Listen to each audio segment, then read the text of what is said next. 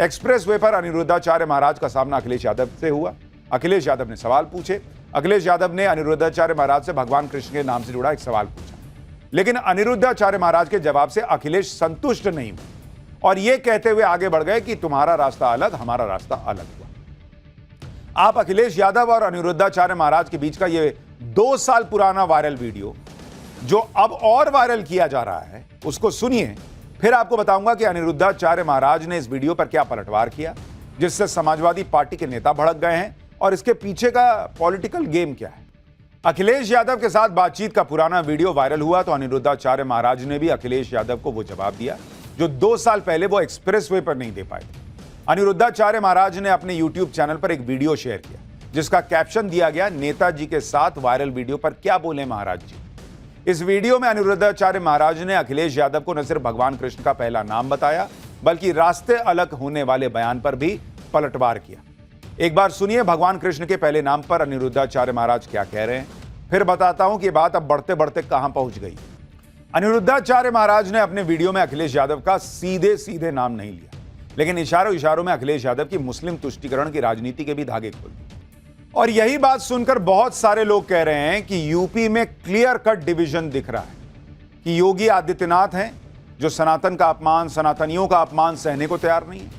दूसरी तरफ अखिलेश यादव हैं जिन्होंने क्लियर कह दिया, जैसा अनिरुद्धाचार्य महाराज कह रहे हैं कि तुम्हारा रास्ता अलग, हमारा रास्ता अलग, और वो आरोप लगा रहे हैं कि वो ये बात मुसलमानों से नहीं कह सकते क्योंकि मुसलमान भर भर के सपा को वोट करता है। इतना ही नहीं, अनिरुद्धाचार्य महाराज ने अखिलेश यादव का नाम लिए बिना जातिवाद की राजनीति करने वालों पर बड़ा हमला बोला, उन पर समाज को बांटने का आरोप लगाया, सवाल उठाया कि जिनके मन में प्रजा के प्रति इतनी नफरत है वो समाज को कैसे एकजुट रख सकते हैं भाई। कथावाचक अनिरुद्धाचार्य महाराज के पलटवार पर अखिलेश यादव का कोई जवाब तो नहीं आया, लेकिन इस विवाद में सपा सांसद और क्रिकेटर रिंकू सिंह की मंगेतर प्रिया सरोज की एंट्री हो गई। प्रिया सरोज ने ट्वीट किया कि जब एक बाबा कृष्ण जी का नाम बताने में असफल हो जाता है तो अपनी छवि सुधारने के लिए वो राष्ट्रीय अध्यक्ष जी का नाम हिंदू मुस्लिम जोड़कर देश प्रदेश का माहौल खराब कर देता है। यही सिखाते हैं ये अपने प्रवचन में। हालांकि ये पहला मौका नहीं है जब सनातन संस्कृति, सनातन के पर्व या सनातन की बात करने वाले अखिलेश यादव और उनकी पार्टी के टारगेट पर। आप देखिए कि सनातन का महापर्व महाकुंभ भी लगातार अखिलेश यादव के निशाने पर रहा। पहले उन्होंने कहा कि महाकुंभ कोई शब्द ही नहीं होता, फिर महाकुंभ की व्यवस्थाओं पर लगातार सवाल उठाए और ये तक कहा कि कुंभ में कुछ लोग पाप धोने जाते हैं, जो पाप करते हैं वो पाप धोते हैं। इससे पहले अखिलेश यादव तक राम मंदिर की प्राण प्रतिष्ठा में नहीं गए। यह भी देखिए कि जब यूपी के संभल में दशकों से दबाए गए सनातन के गौरव को लौटाने की खुदाई शुरू हुई जिसमें शिवलिंग और खंडित मूर्तियां तक मिली, इस पर भी अखिलेश यादव ने कहा कि मुख्यमंत्री आवास की भी खुदाई होनी चाहिए, वहां भी शिवलिंग है।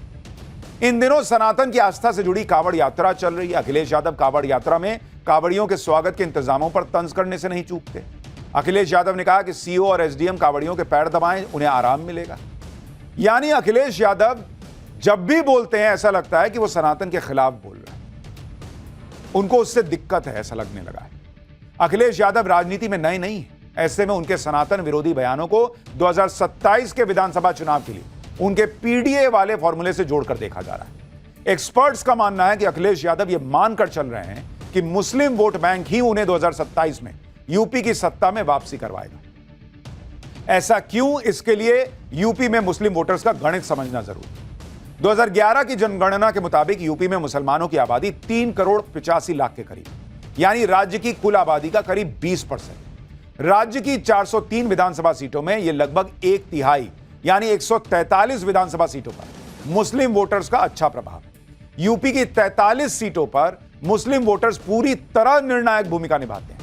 पिछले चुनावों की बात करें तो 2022 के विधानसभा चुनाव में समाजवादी पार्टी को करीब 83% मुसलमानों के वोट मिले और पिछले साल हुए लोकसभा चुनाव में समाजवादी पार्टी और कांग्रेस के गठबंधन को करीब 90% मुस्लिम वोट मिले। यानी एक्सपर्ट्स को लगता है कि अखिलेश यादव ये माने बैठे हैं कि मुसलमान का भर भर के वोट तो मिल जाएगा जब वो ऐसी बातें करेंगे, और हिंदू को वो जाति में बांटकर जो है जिस तरह की पॉलिटिक्स सालों से चली है वहां से यादव का वोट, इसका वोट वगैरह वगैरह मिल ही जाएगा।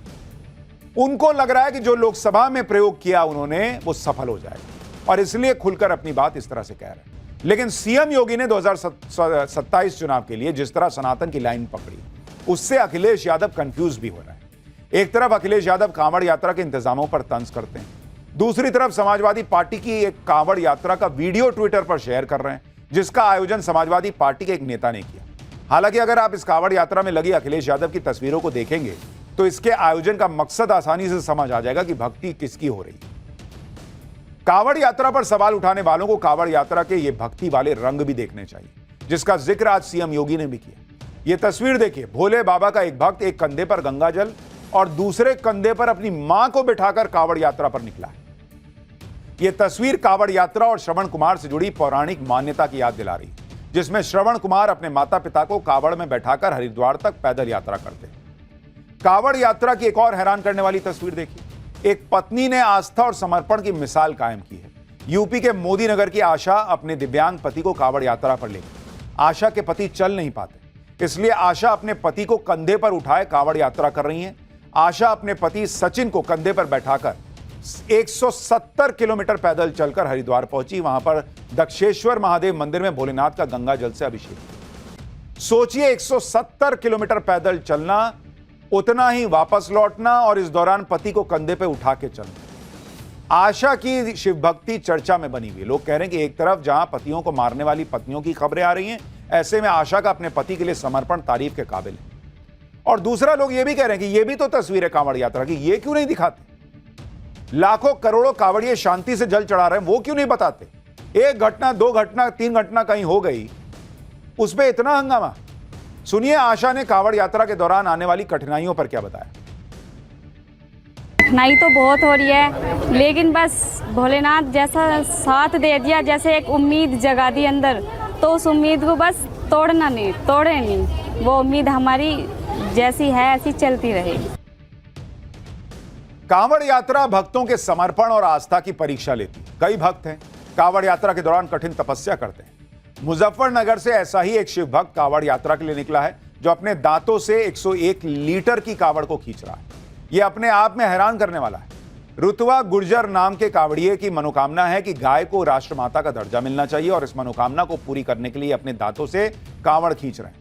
रोज 10 किलोमीटर कांवड़ दांतों से खींचते हैं और उम्मीद कर रहे हैं कि 23 जुलाई को यात्रा पूरी करके भगवान शंकर का अभिषेक गंगा जल से करेंगे। कांवड़ यात्रा का भगवान राम और रावण से क्या कनेक्शन है, वो भी अब आपको आगे बताऊंगा। पहले कांवड़ यात्रा की एक और तस्वीर देखिए। एक शिव भक्त जो रावण के भेष में कांवड़ यात्रा कर रहा है, इनका नाम मूलचंद त्यागी है। यह हरिद्वार से दिल्ली तक पैदल यात्रा कर रहे हैं। इनका कहना है कि भगवान शिव के सबसे बड़े भक्त तो रावण थे। ये भी खुद को भगवान शंकर का बड़ा भक्त मानते हैं और इसलिए रावण के भेष में कांवड़ लेकर जा रहे हैं। तो अलग अलग रंग हैं कांवड़ियों। कांवड़ यात्रा का उल्लेख हमारे पुराणों में भी मिलता है और कांवड़ यात्रा से जुड़ी कई मान्यताएं हैं। कांवड़ यात्रा से लंकापति रावण के कनेक्शन को लेकर भी मान्यता है। रावण खुद को महादेव का सबसे बड़ा भक्त मानता था, लेकिन एक बार रावण ने कुछ ऐसा किया जिससे भगवान शंकर नाराज हो गए।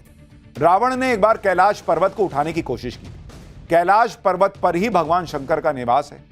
रावण की कोशिश से भगवान शंकर क्रोधित हो गए। भगवान शंकर ने क्रोधित होने पर रावण से अपनी गलती, जब वो क्रोधित हो गए तो रावण ने अपनी गलती मानी और भगवान शंकर को प्रसन्न करने के लिए रावण ने उनका अभिषेक किया। अभिषेक के लिए रावण कांवड़ में गंगा जल लेकर आया था। कांवड़ को कंधे पर रखकर रावण गंगा जल लेकर आया था। ऐसी मान्यता है कि इसी के बाद कांवड़ यात्रा में कांवड़ को कंधे पर रखकर चलने की परंपरा शुरू हुई। मान्यता यह भी है कि कांवड़ यात्रा करने वालों के पाप नष्ट हो जाते हैं। इसी तरह से कांवड़ यात्रा की एक मान्यता भगवान श्री राम से जुड़ी है। भगवान श्री राम और महादेव की भक्ति के कई प्रसंग हमारे पुराणों में मिलते हैं। कांवड़ यात्रा से जुड़ा एक प्रसंग आनंद रामायण में मिलता है, जिसके मुताबिक भगवान राम को पहला कांवड़िया कहा गया। भगवान राम ने बिहार के सुल्तानगंज से गंगा जल लिया था और कांवड़ में गंगा जल लेकर श्री राम देवघर तक पैदल गए थे। देवघर में श्री राम जी ने गंगा जल से शिवलिंग का जलाभिषेक किया था। यानी कांवड़ यात्रा का इतिहास बहुत पुराना है। कांवड़ यात्रा के बारे में हमारे ग्रंथों, पुराणों, सब जगह लिखा हुआ है।